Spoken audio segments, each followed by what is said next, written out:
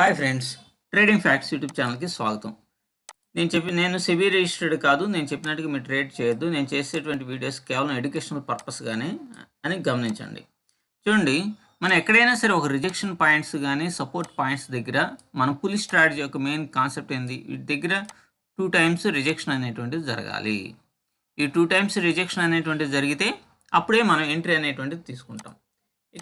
మీరు సిపిఆర్ అనేది పెట్టుకుంటాం. ఇప్పుడు పైనుంచి ఇక్కడ నుంచి పైకి వెళ్ళేటప్పుడు ఇదేమవుతుందంటే రెసిస్టెన్స్ అవుతుంది. పైనుంచి కిందకు వచ్చేటప్పుడు ఇదేమవుతుందంటే సపోర్ట్ అనేటువంటిది బాగా ప్లే చేస్తుంది. మన ఈ రెసిస్టెన్స్ల దగ్గర సపోర్టుల దగ్గరే మనం ట్రేడ్స్ అనేటువంటివి తీసుకుంటాం అనమాట. ఇక్కడ చూడండి, లేదంటే ఇక్కడ గ్రీన్ ఉన్నాయి కదా, వీటి దగ్గర సపోర్ట్ అండ్ రెసిస్టెన్స్ దగ్గర మనం ట్రేడ్ అనేటువంటిది తీసుకుంటాం. దీని ఒక్కదాన్ని మనం కనుక అర్థం చేసుకోగలిగితే ఈ మన పులి స్ట్రాటజీ సెట్ అయినట్టే లెక్క. ఇది చూడండి, ఇది ఫస్ట్ రిజెక్షన్ ఇదే కదా, మంచి రిజెక్షన్ అనేది జరిగింది. మళ్ళీ బ్యాక్కి వెళ్ళింది. మళ్ళీ వచ్చేసేసి రిజెక్షన్ అనేటువంటిది జరగాల. మన 5 పాయింట్స్ అనేటువంటిది బఫర్ అనేది ఉండాలి. ఇప్పుడు ఇది చూడండి, మీకు బాగా గమనించండి. ఇక్కడ రిజెక్షన్ అనేటువంటిది ఇది రిజెక్షన్, ఇది కాదు రిజెక్షన్. ఈ క్యాండిల్ కాదు రిజెక్షన్, ఈ క్యాండిల్ రిజెక్షన్ అనమాట. ఇలా వచ్చినప్పుడు మరలా రిజెక్షన్ అనేటువంటిది ఎక్కడ జరిగింది? ఇది ఈ క్యాండిల్ దగ్గర జరిగింది. ఈ క్యాండిల్కు 5 పాయింట్స్ అన్న బఫర్ పెట్టాలి కదా, కాబట్టి దీంట్లో మనకి ఎగ్జిక్యూటివ్ గల మార్కెట్. ఇక్కడ మరలా తిరిగి వచ్చేటప్పుడు రిజెక్షన్ ఏది జరిగింది? ఇదిగో దీంట్లో జరిగింది. కాబట్టి ఇప్పుడు నేను అయిపోయిన చార్ట్ని అనాలిసిస్ చేస్తున్నానని అనుకోవద్దు. మీరు ట్రేడింగ్లో కొత్తగా వచ్చేటువంటి వాళ్ళకి, ఓపికతో ఉండేటువంటి వాళ్ళకి ఖచ్చితంగా ఇది ఉపయోగపడుతుందనే ఉద్దేశంతోనే చెప్తున్నాను.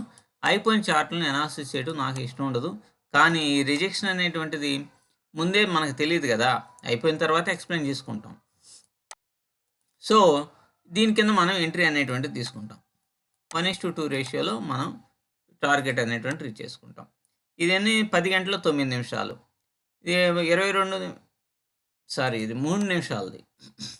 5 మినిట్స్ పెట్టండి. 5 మినిట్స్లో కూడా మీకు అదే చూపిస్తుంది. ఒకసారి ఇది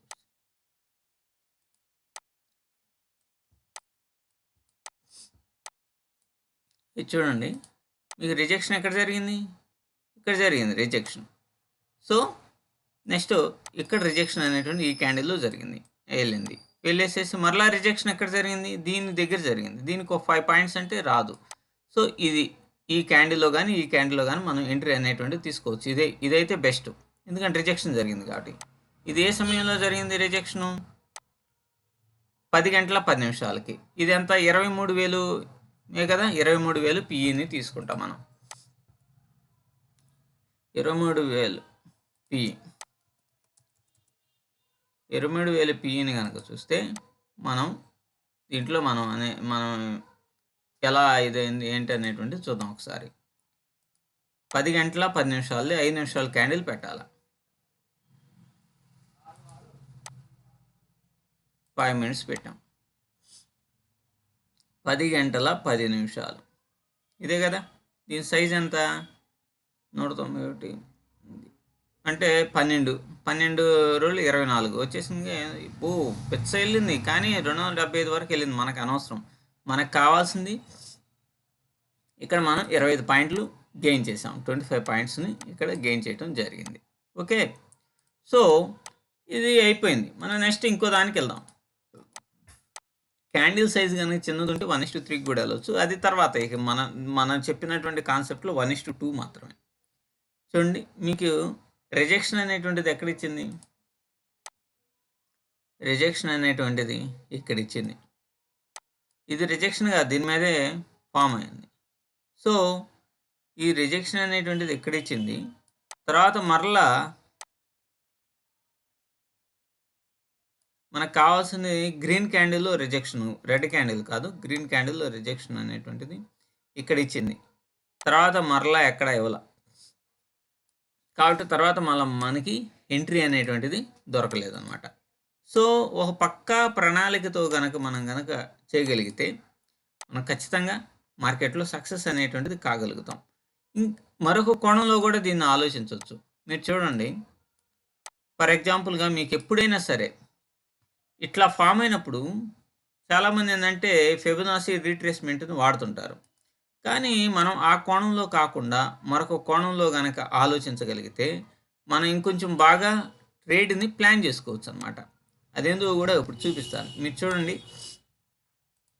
ఇక్కడ ప్రైస్ అనేది పైకెళ్ళింది. ఈడ దాకా వచ్చింది. ఇక మీరు 10, 11 దాకా మనకి అనవసరం. నేను మీకు చెప్పాను. ఒక 4 క్యాండిల్స్ అనేటువంటివి ఇది సీపీఆర్‌ని తీసేద్దాం. 4 క్యాండిల్స్ అనేటువంటివి ఇది ఒకే రేంజ్‌లో ఇదైనయి. కాబట్టి ఇక్కడ బాక్స్‌గా ఫార్మ్ అయ్యి ఏదైనా బ్రేక్ చేస్తే దాని కిందైనా తీసుకోవచ్చు. ఇక్కడైనా బ్రేకింగ్ పాయింట్ ఏడైనా సరే ముందుగానే పెట్టుకోవచ్చు. పెట్టుకొని ఇట్లా కూడా మనం సక్సెస్ కావచ్చు. ఇది కూడా నేను మీకు చెప్పాను. ఇది కూడా ఒక స్ట్రాటజీగా మీకు చెప్పడం జరిగింది. ఓకే. సరే అలా కాదు.